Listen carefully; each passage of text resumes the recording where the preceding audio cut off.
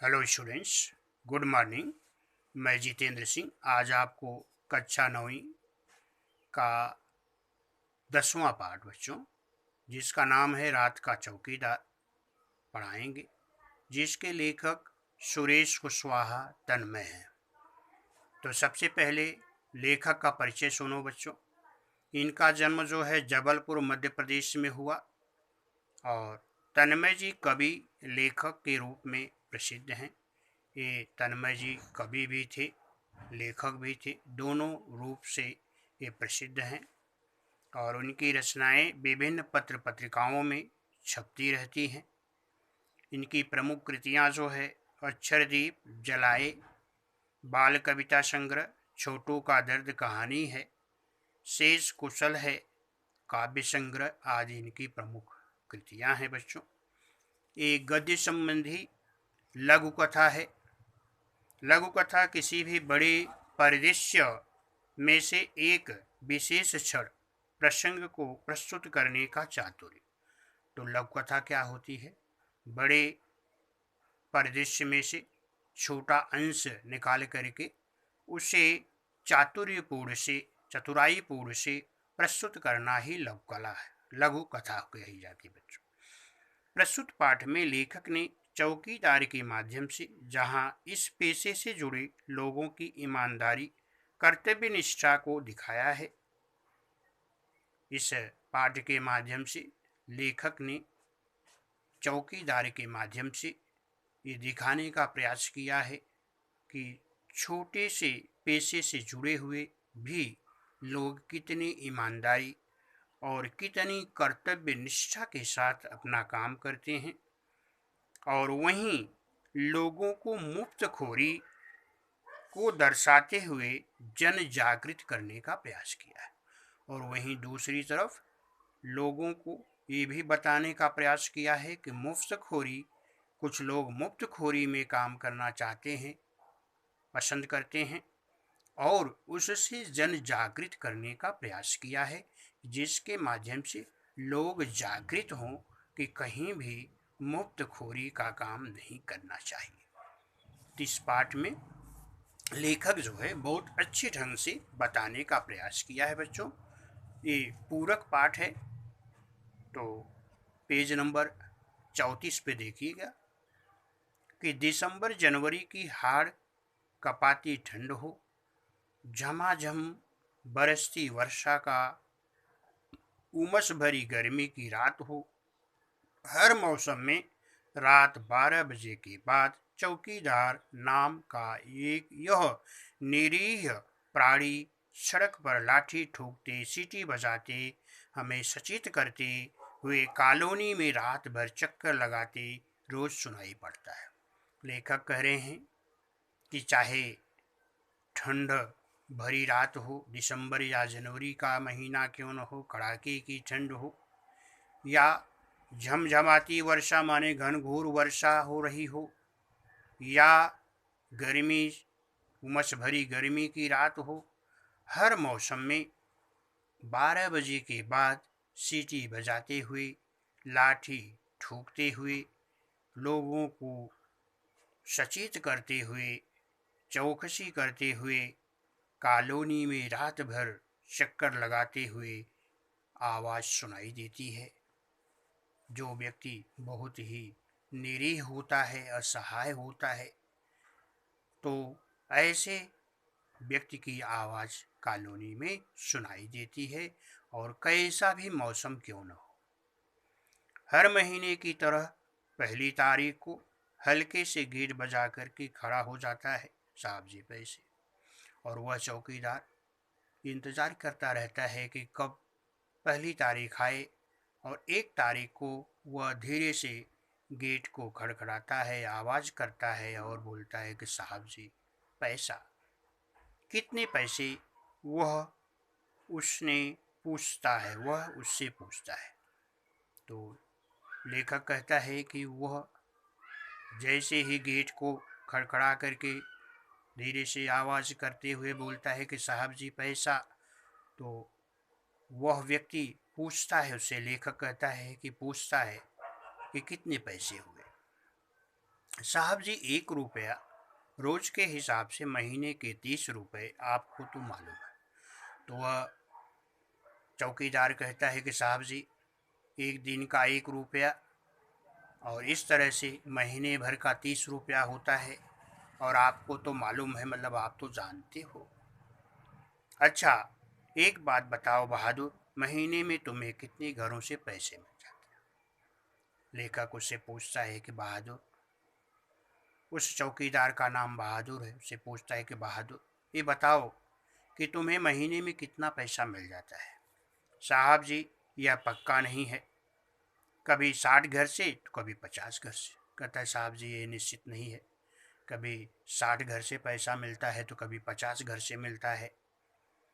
तो और 30 त्योहारों पर कोई त्योहार रहता है तो बाकी घरों से भी कुछ मिल जाता है।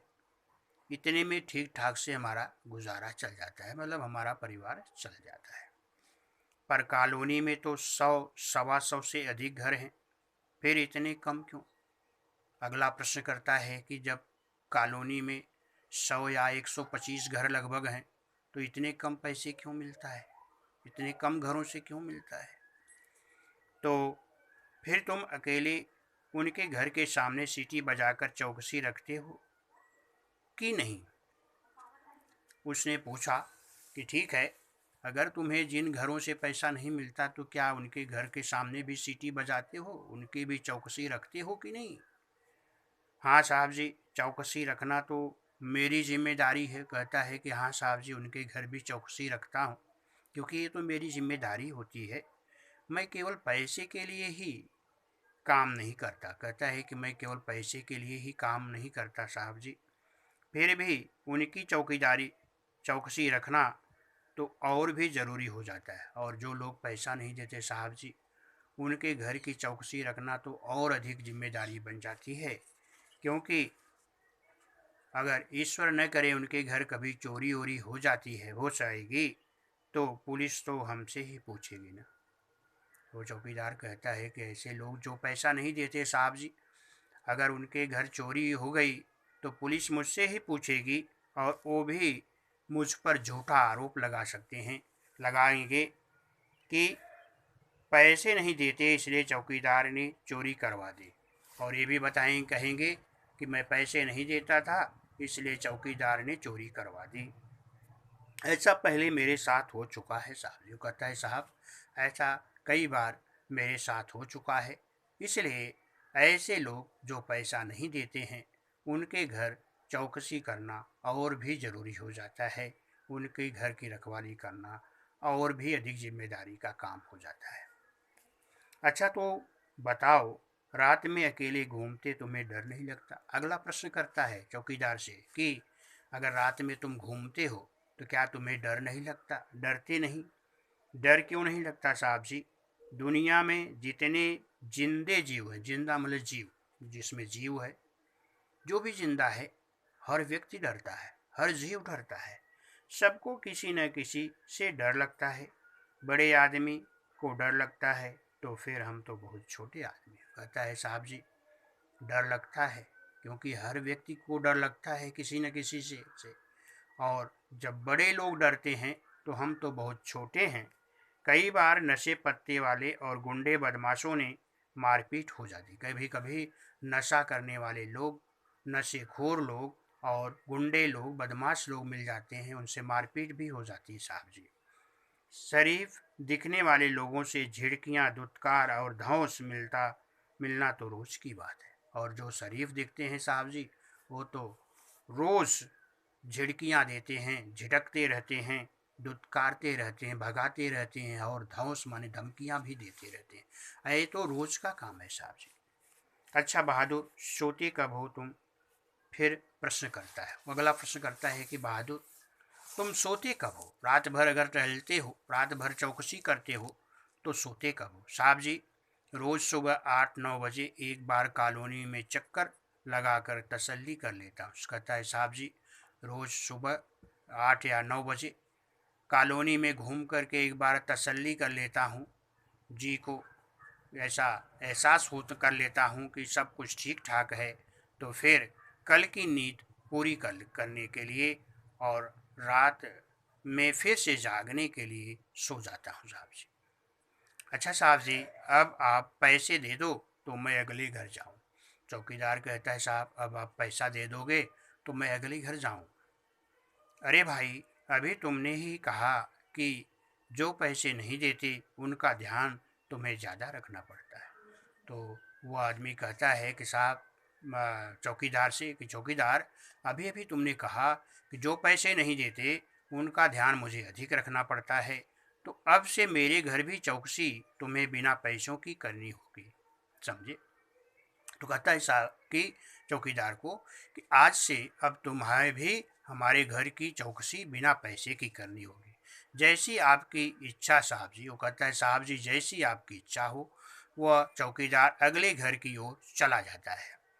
मैं सोचता हूँ कि बिना किसी ऊपर दबाव अथवा नियंत्रण के एकांकी रूप से इतनी जिम्मेदारी से अपना कर्तव्य निभाने वाला, हमारी सुरक्षा की चिंता करने वाला, निष्कपट भाव से करने वाला यह रात का रखवाला स्वयं कितना असुरक्षित और अकेला है। लेखक कहता है कि अब मुझे ये समझ में आ गया कि यह व्यक्ति खुद असहाय, खुद असुरक्षित दो लोगों की रात भर कैसे सुरक्षा करता है और कितना भी निष्पक्ष भाव से बिना जिम्मेदारी एकदम बिना स्वार्थ के ये करता है और निष्कपट भाव से, इसके अंदर कोई कपट नहीं रहता, ये करता है और खुद असुरक्षित है और लोगों को सुरक्षित करता है।